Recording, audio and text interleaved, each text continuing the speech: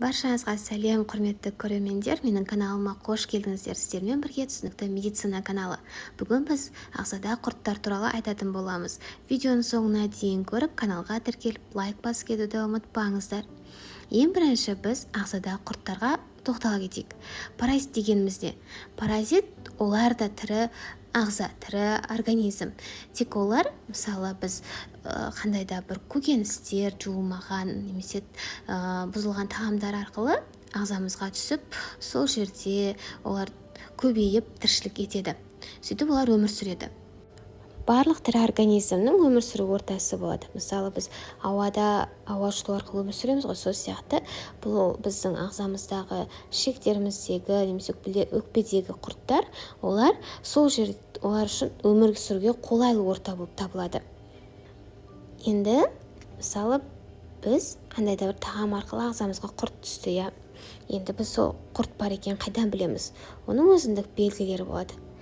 Мысалы, ауыздан сілекейдің көп ағуы, ұйықтап жатқан кезде сілекей ағуы, түнде тістің қайрауы, қанша тамақ жесек те салмақтың қоспауы, бастың ауруы, шаршау, іштің ауруы, аллергия болуы, мысалы, кейбір адамдарда, тамаққа деген тәбеттің бұзылуы, іштің қатуы, осы сияқты көптеген өте көп белгілері бар. Егер, мысалы, сіз өзіңізден сондай белгі байқадыңыз, сосын міндетті түрде дәрігерге барыңыз. Ешқандай да бір рекламаға сеніп кетпей, мысалы, бар ғой, қазір көптеген рекламалар баттарды жарнамалайды. Ой, осы шөпті ішсең, осы чайды ішсең, сен организм толық құрттардан тазарады деп. Ондай неге сенбейміз, біз бірінші дәрігерге барамыз. Дәрігерге барып, өзіңіздің осындай шағымыңызды айтасыз. Менде аузымнан сілекей ағу, бастың ауру, әлсіздік деген сияқты шағымыңызды айтасыз. Дәрігер сізге анализ жазып береді. Кал тапсырамыз.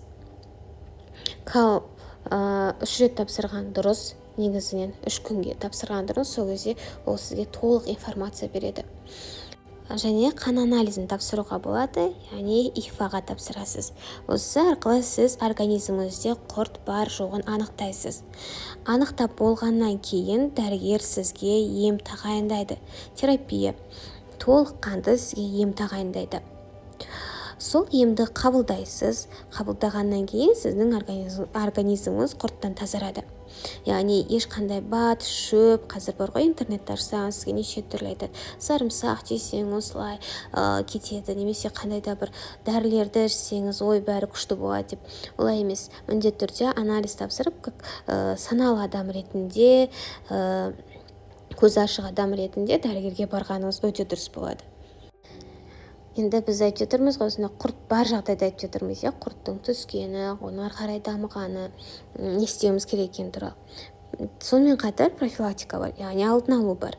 Егер біз гигиена сақтасақ, құрт көбінесе, мысалы, ауылдық жерлерде жануарлармен контакт болған кезде, үйде мысық асырау, үйге ит асырау сияқты, үйде жануар ұстаған кезде көп болады құрттар.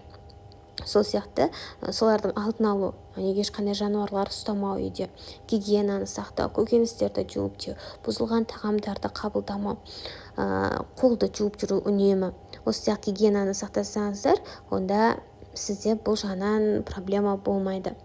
Менімен болғандарыңызға рахмет, каналға тіркелуді ұмытпаңыздар.